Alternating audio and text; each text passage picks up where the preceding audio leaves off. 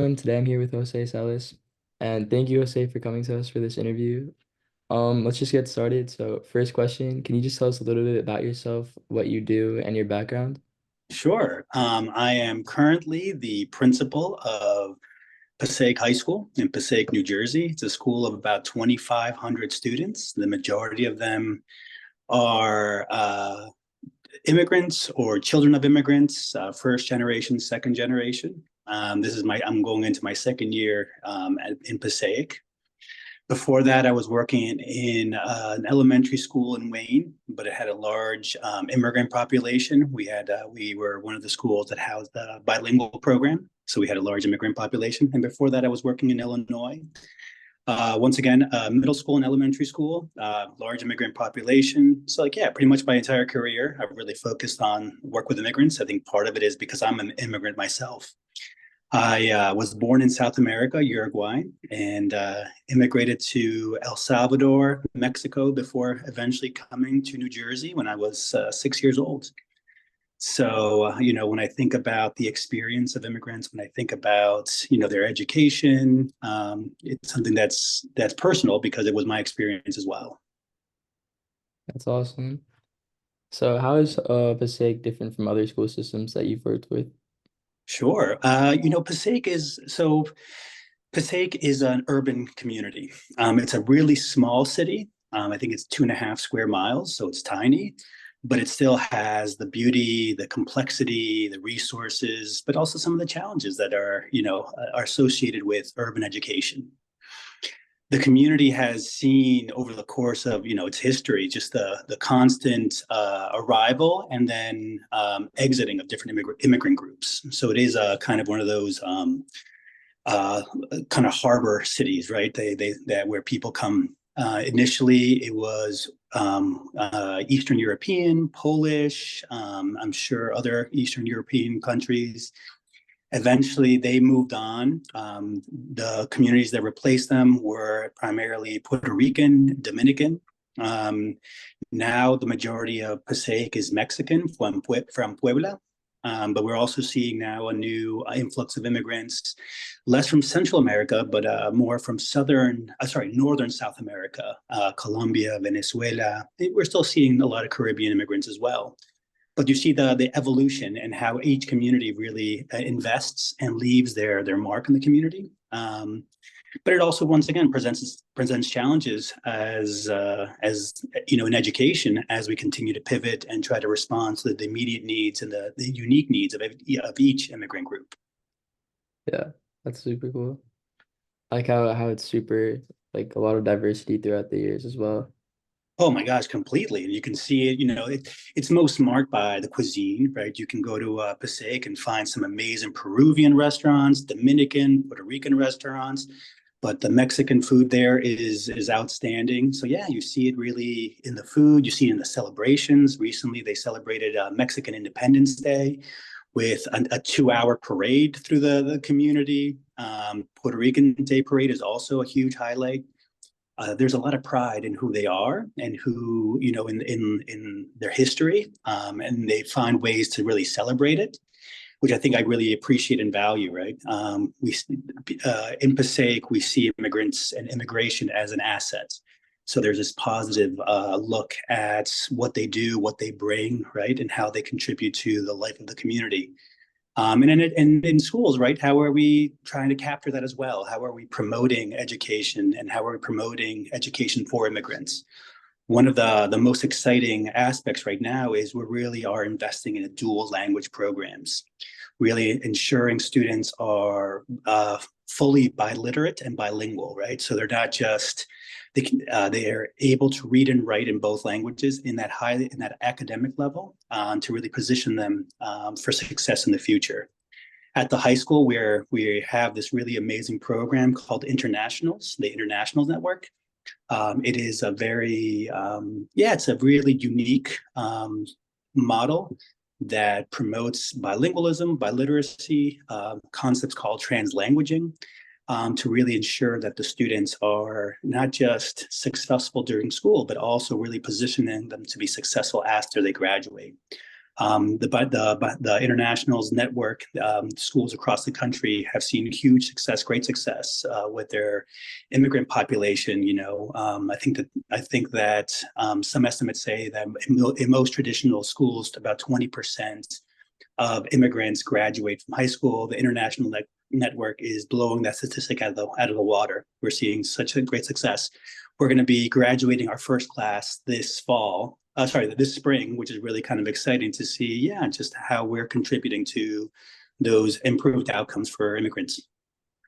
That's awesome. The international program sounds super cool. Oh, So it's amazing. yeah, Yeah, you should come visit at any time. It's a really unique philosophy that I think that yeah, just really encourages and promotes collaboration, celebrates students' language and culture, and really tries to bring it into the classroom, and equips teachers with the skills to support both the development in their home language, their native language, and development in English as well.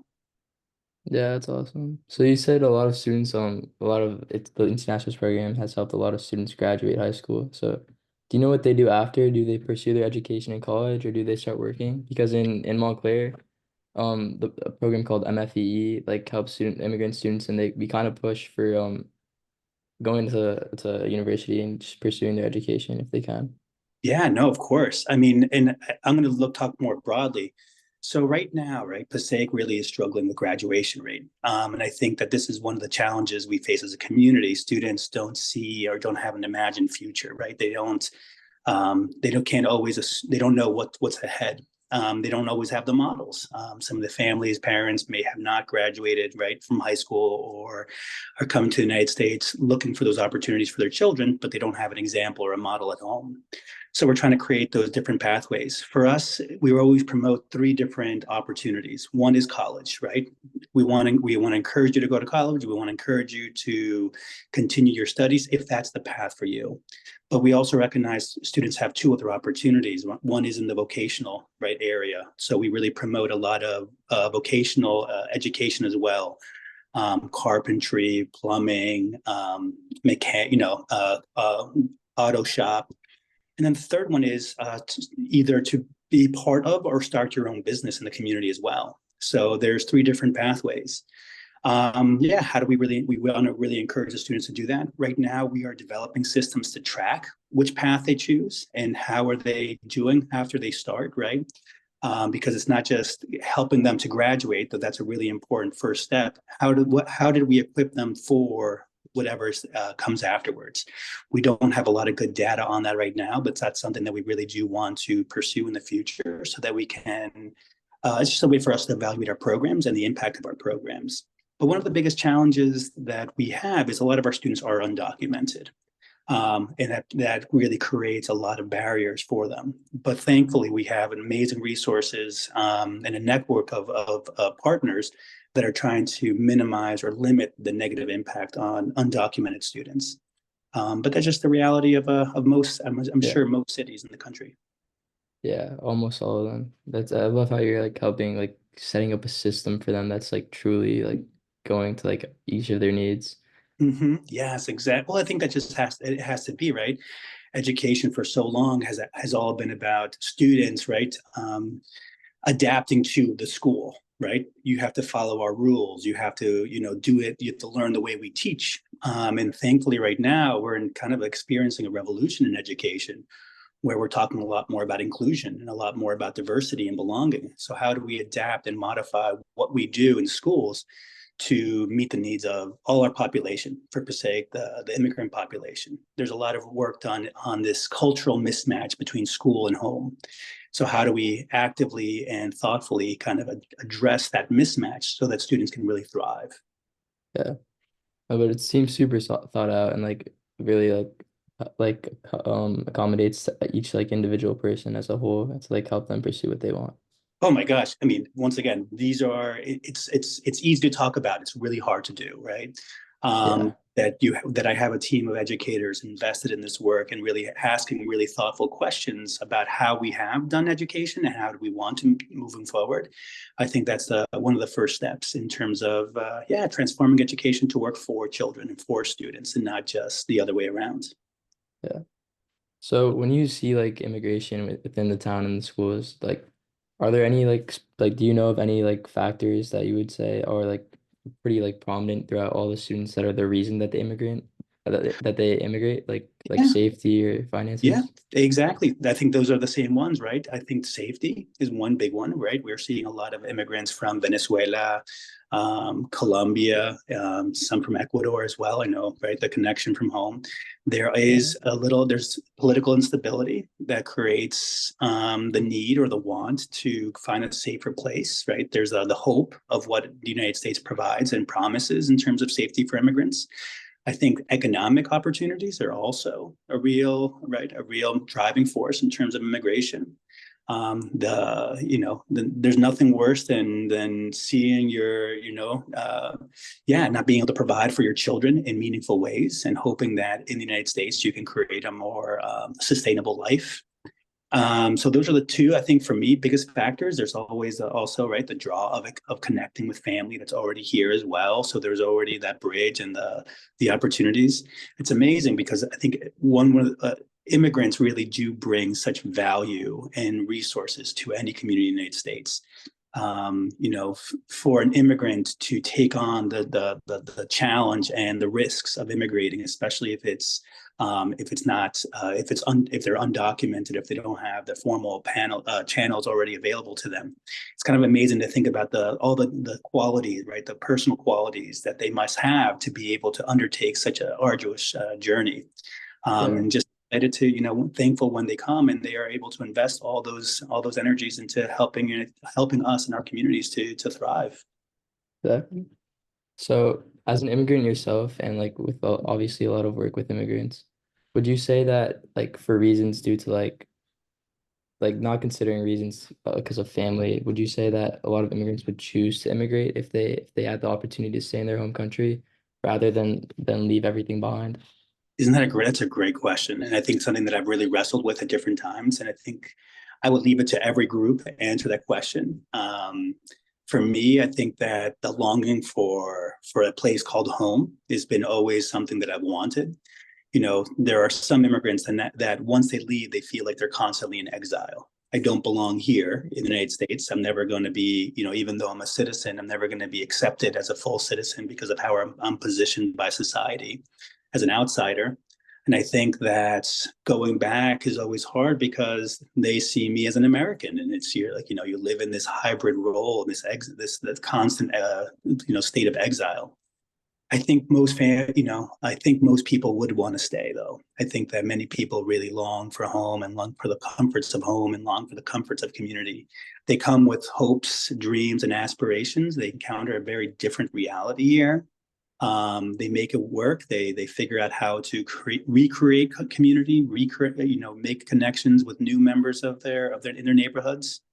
But there tends to be this longing, this nostalgia for home. Many immigrants, once their children, grow up, once they're able to, they go back home. Once they have enough money to live comfortably, they go back home.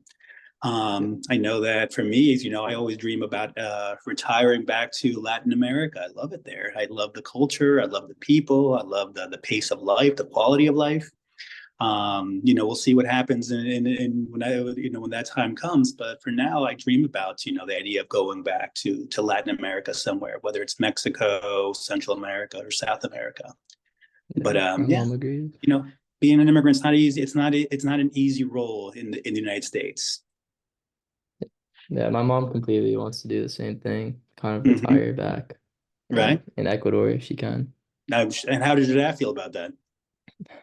He's not on board. Not yet. Not yet. That's all the questions I had, but if you have anything else that you want to add or say, No, if you have more than I love this project. I love that you're exploring the experience of immigrants and immigrant voices. Hopefully I can, I was able to contribute a little bit, especially through the lens of education. Yeah, definitely. Yeah, there's a lot of good work happening, a lot of really meaningful work that's happening. And I'm excited. I'm happy that you're kind of cultivating those stories, curating those stories, and, hopefully sharing them with the world. Yeah. I really love what Passaic's doing. You guys are doing a great job. Thanks so much, Matthew. I really appreciate it. Thank you. All right. Have a good one. Be well.